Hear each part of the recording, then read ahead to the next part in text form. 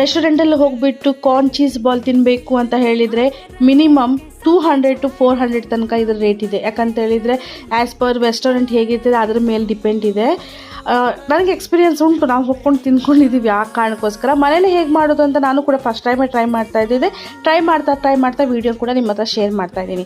ನಾನಿಲ್ಲಿ 2 ಆಲೂಗಡ್ಡೆನ ಬಾಯ್ಲ್ ಮಾಡಿಟ್ಬಿಟ್ಟು ನಾನಿಲ್ಲಿ ಮ್ಯಾಶ್ ಮಾಡ್ಕೊಂಡಿದ್ದೀನಿ. ಹಾಗೆ ಅದನ್ನ ಹತ್ರ ಗ್ರೀನ್ ಕ್ಯಾಪ್ಸಿಕಮ್ ಇರಲಿಲ್ಲ, ಅದಕ್ಕೋಸ್ಕರ ನಾನು ರೆಡ್ ಮತ್ತು ಯೆಲ್ಲೋ ಬೆಲ್ ಪೆಪ್ಪರ್ನ ತೊಗೊಂಡಿದ್ದೀನಿ. ಬೇಯಿಸಿಟ್ಟಿರುವಂಥ ಕಾರ್ನ್, ಜಿಂಜರ್, ಗಾರ್ಲಿಕ್, ಹಸಿಮೆಣಸಿನ್ಕಾಯಿ, ಕೊತ್ತಂಬರಿ ಸೊಪ್ಪನ್ನ ಚಾಪ್ ಮಾಡಿ ಹಾಕ್ಕೊಂಡಿದ್ದೀನಿ. ಹಾಗೆ ಪ್ರೊಸೆಸ್ಡ್ ಚೀಸ್ ಮತ್ತು 2 ಟೇಬಲ್ ಸ್ಪೂನ್ ಕಾರ್ನ್ಫ್ಲೋರ್, ಆರೆಗೇನೋ, ಚಿಲ್ಲಿ ಫ್ಲೇಕ್ಸನ್ನು ಕೂಡ ಹಾಕ್ಕೊಂಡಿದ್ದೀನಿ. ರುಚಿಗೆ ತಕ್ಕಷ್ಟು ಉಪ್ಪು ಹಾಕ್ಕೊಳ್ಳಿ, ಯಾಕಂದರೆ ಚೀಸಲ್ಲಿ ಉಪ್ಪಿರ್ತದೆ. ನೀವು ಹಾಗೆ ಆಲೂಗಡ್ಡೆಗೆ ಕೂಡ ಉಪ್ಪು ಹಾಕಿ ಬೇಯಿಸ್ಕೊಂಡಿರ್ತೀರ, ನೋಡಿಕೊಂಡು ಇದು ಹಾಕ್ಕೊಳ್ಳಿ. ಈ ಥರ ಬಾಲ್ ಮಾಡಿಬಿಟ್ಟು ಚೀಸಿನ ಅದರಲ್ಲಿ ಇಟ್ಟುಬಿಟ್ಟು ಅದನ್ನ ಚೆನ್ನಾಗಿ ಮತ್ತೆ ರೌಂಡಾಗಿ ರೋಲ್ ಮಾಡ್ಕೊಳ್ಳಿ.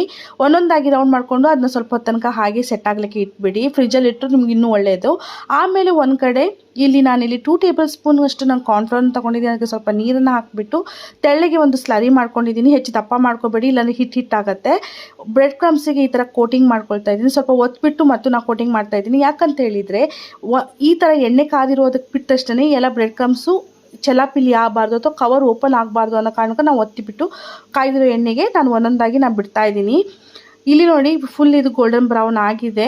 ಇಲ್ಲಿ ನನಗೆ ಕ್ರಿಸ್ಪಿ ತುಂಬಾ ಚೆನ್ನಾಗಿ ಬಂದಿತ್ತು. ಯಾಕಂದರೆ ಆಡಿಯೋ ರೆಕಾರ್ಡ್ ಆಗಿಲ್ಲ, ವಿಡಿಯೋ ಅಷ್ಟೇ ರೆಕಾರ್ಡ್ ಆಗಿರೋದು. ತುಂಬ ಚೆನ್ನಾಗಿ ಬಂದಿತ್ತು. ಟೇಸ್ಟಿನೂ ಕೂಡ ಚೆನ್ನಾಗಿತ್ತು, ಸಿಂಪಲ್ ಆ್ಯಂಡ್ ಸ್ವೀಟ್. ಅದಕ್ಕೆ ನಾನು ಡಿಪ್ಪನ್ನು ಕೂಡ ನಾನು ಮನೇಲಿ ಮಾಡಿದ್ದೀನಿ. ನೀವು ಒಂದ್ಸಲ ಶೇರ್ ಮಾಡ್ಕೊಳ್ಳಿ.